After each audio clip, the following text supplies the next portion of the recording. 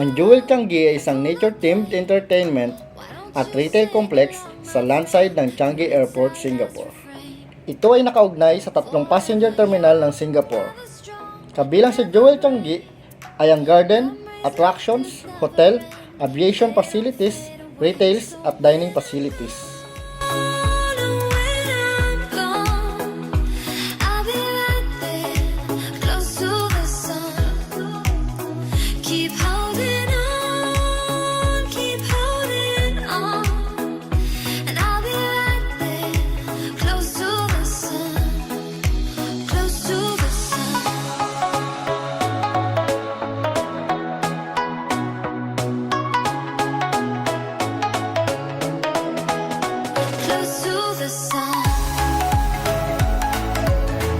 Ang HSBC Rainbow Tex ay ang centerpiece ng Jewel Changi at ang world's tallest indoor waterfall na napaliligiran ng mga puno at ng mga halaman.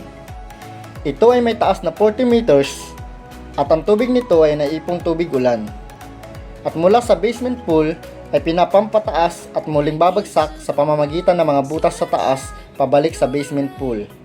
Ang acrylic panel sa ibabang bahagi ay nagsisilbing pag-iwas sa maaring malakas na ingay at pagtalsik ng tubig mula sa pagbagsak nito.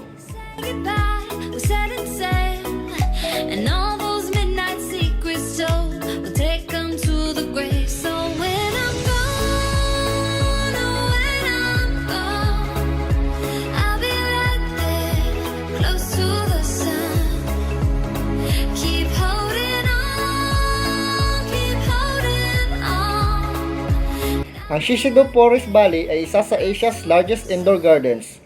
Ito ay nakapaligid sa Rainbow Tex at may taas na 5 stories.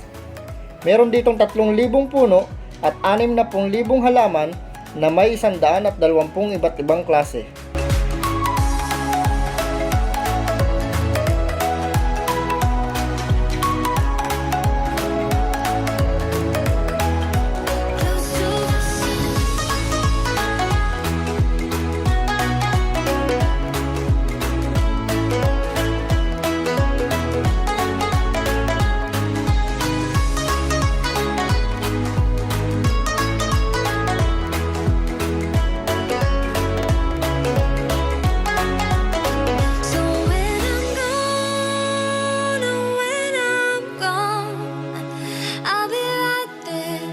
Close to the sun. Keep holding on, keep holding on. And I'll be right there, close to the sun, close to the sun.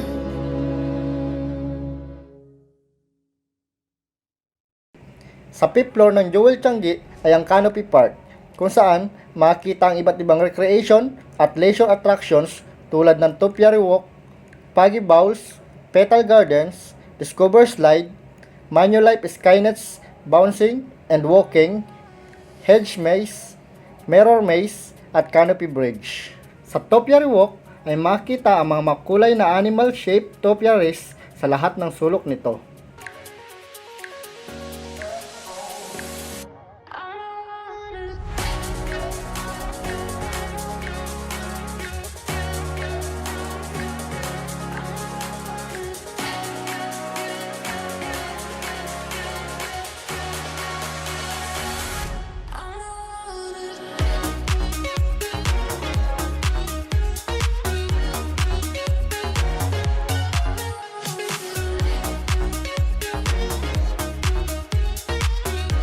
Ang Foggy Bowls ay isang simpleng playground na mayroong mga bowl-shaped platforms kung saan paminsan-minsang naglalabas ng artificial mist.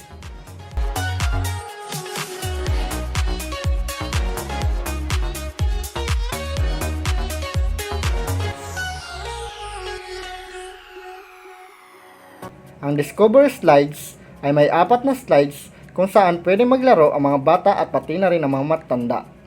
Meron din itong viewing deck kung saan pwede mong makita ang kabuuan ng Canopy Park. Ang Manulife Skynets Bouncing ay may habang 250 meters at may taas na 8 meters mula sa 5th floor. Dito sa park na ito ay pwedeng tumalon hanggat kailan mo gustuhin.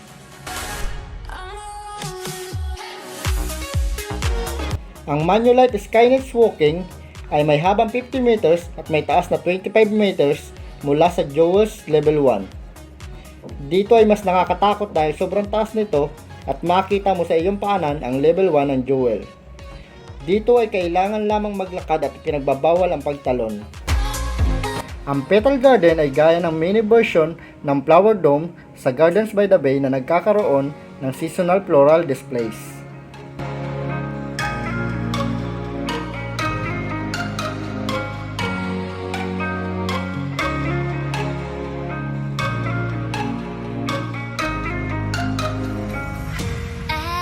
Empty streets, but I kept searching for your trace in the dark. Ang hedge maze ay ang Singapore's largest indoor hedge na may taas na 1.8 meters. Dito ay masusubukan ang galing sa pag-solve ng puzzle at ang galing sa sense of direction. Ang mirror maze ay matatagpuan sa ilalim ng dome kung saan may mga halaman sa itaas ng maze na ito.